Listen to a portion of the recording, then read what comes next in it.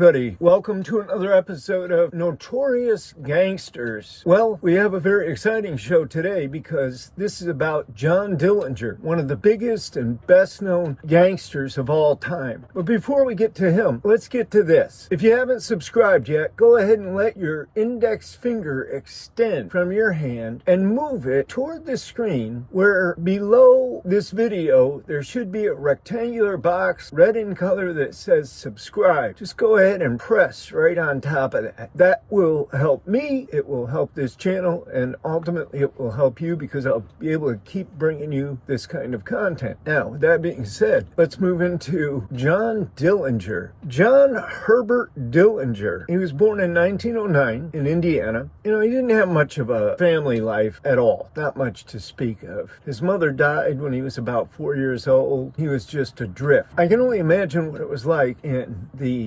Mooresville, Indiana. It had to be an incredibly impoverished area. Probably just small group of farmers, maybe a little village. Wasn't much. So John just had to go ahead and do the best he could. His father remarried, had more children from his new wife, and John's older sister pretty much acted as his mother, took care of him. John didn't do too well. In order to try to get his life straightened out, he went ahead and joined the Navy, but the Navy's a lot of discipline and not much pay, and you got to be prepared to put your life on the line. This is probably right around the time of World War I, so you really don't want to go in those trenches and have to dodge shrapnel or bullets or gas or whatever they're throwing at you. So he went AWOL and he went back to Indiana, and he met a guy by the name of Singleton, Ed Singleton. And Ed was a former convict who worked at a local grocery.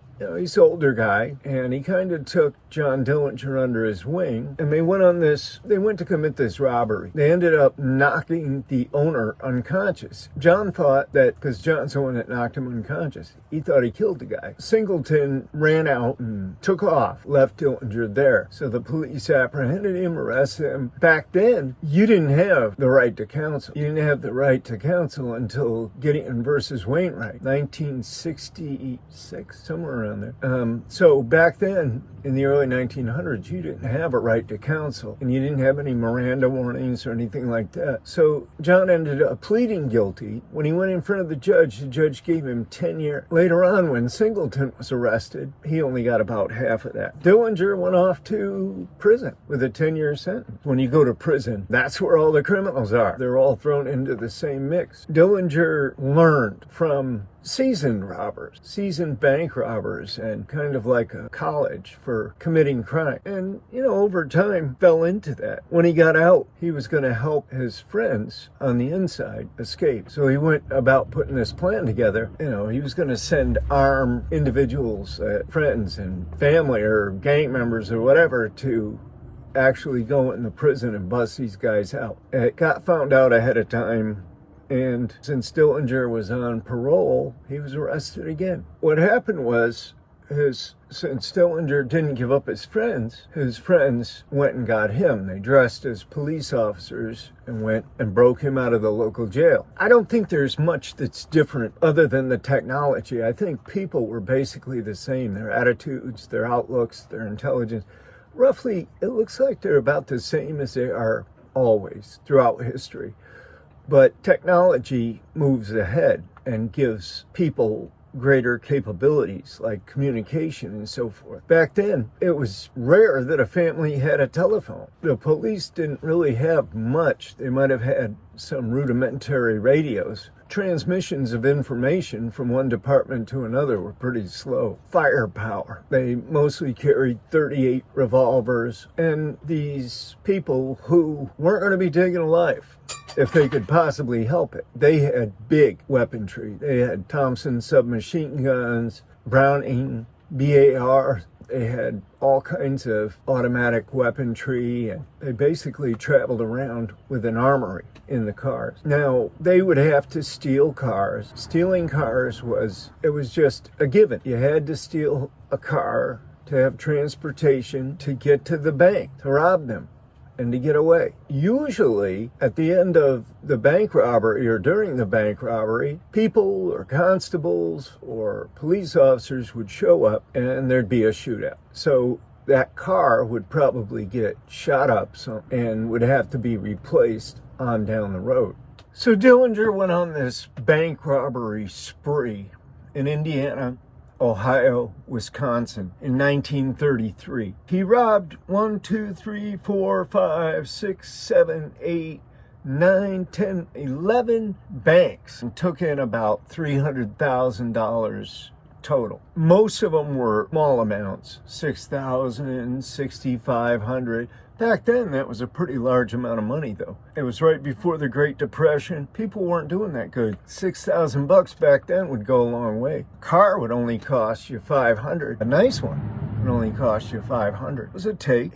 On January 15th, 1934, he robbed the First National Bank in East Chicago, Indiana. Indiana comes up, and part of Chicago is actually in Indiana. He got $20,000. Here's where the shoe pinches. There was a shootout. It was during this heist that Dillinger committed a murder of a police officer. Shot him, killed him. Now, he was not only wanted for bank robbery, but he was wanted for murder. They caught him down in Tucson, Arizona. Took off to Arizona to hide out. They caught him down there. They brought him back on an airplane, which in itself was a big deal. Back then, they didn't fly people around in airplanes very much. So the agents brought him back, the police brought him back in an airplane to Chicago. There was a big crowd. It all hit the papers and everything. So it was a pretty big deal, a public sensation when they brought him back. They took him to Crown Point, Indiana, to the jail there, lodged him. I can tell you from experience what they do when you are a high security risk. And it's probably no different then than it is now. They make sure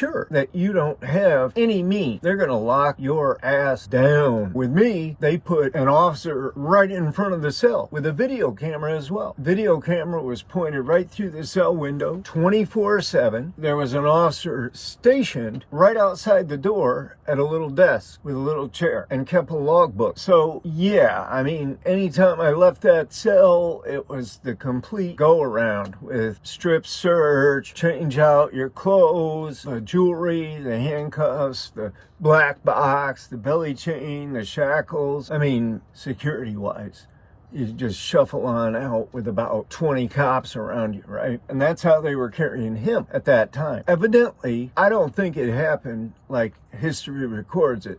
I don't think Dillinger carved a pistol that looked like a pistol out of a piece of, he might have carved it. I don't see how anybody would ever go for that, especially with the security that he was under. He had to go through about 6 officers to get out that door. Now, what I think happened was at least some of those officers were bribed by Dillinger's fellow gang members. Remember, this is the time when Babyface Nelson was on the loose, living large and running. Babyface Nelson, wanted to be a member of John Dillinger's bank robbery gang in the worst way. So this gave him the opportunity to intervene, and I think he did intervene. Dillinger escaped the Crown Point, Indiana jail, made it past the 6 armed guards, and crossed state lines. That's what gave the Bureau of Investigation jurisdiction to come in and track him down. The Bureau of Investigation was operating under J. Edgar Hoover. It operated under J. Edgar Hoover for a very long time, for decades into the future. It operated under him. So he assigned a group of agents to track down Dillinger. And Dillinger drove across the Midwest, big place out there, trying to just avoid the FBI, soon become the FBI. He teamed up with his own girlfriend, a girl by the name of Billy Prachette. He ended up losing her somehow, but fellow notorious gangsters went to the Little Bohemia Lodge up in Wisconsin. That's where somebody tipped them off. The owners or girlfriend or something, the agents got tipped off. They threw down on the place. But Dillinger and every other gang member got away. And in the course of this, Babyface Nelson got, of course, he didn't go with the group. He got lost somehow and went a different way and ended up shooting and killing 2 of the agents. So now J. Edgar Hoover was hot under the collar. He was wanting to do something to these people. Dillinger's last bank robbery was in South Bend, Indiana. Hoover put a $10,000 reward on his head, which was a pretty big deal. There was an illegal immigrant working at a brothel. Her name was Anna Sage. She somehow knew about Dillinger attending this movie theater on a certain night to watch a certain movie. She tipped off the FBI in order to gain the reward, I guess. What happened then was the agents set up the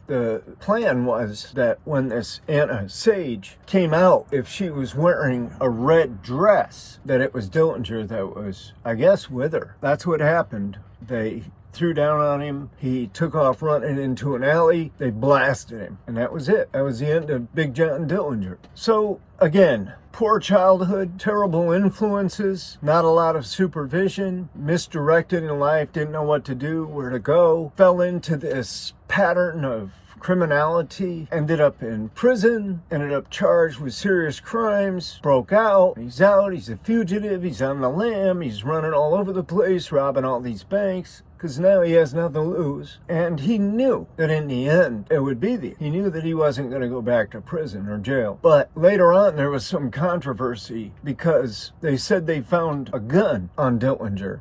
It looked like he was trying to pull a gun when he went into the alley. But the gun that they said they found on him in their later reports that Dillinger was shot had undergone plastic surgery. And it was evidently a very successful plastic surgery.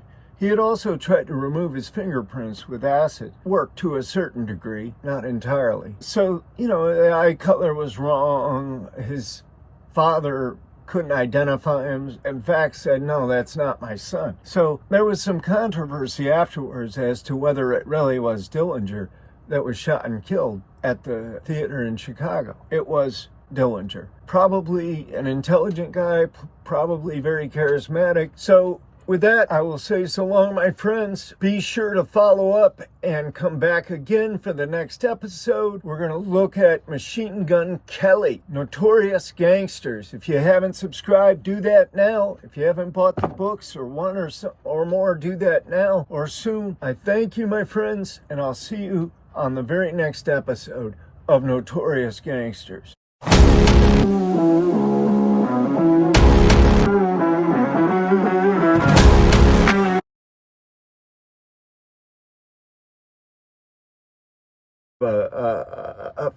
At the what not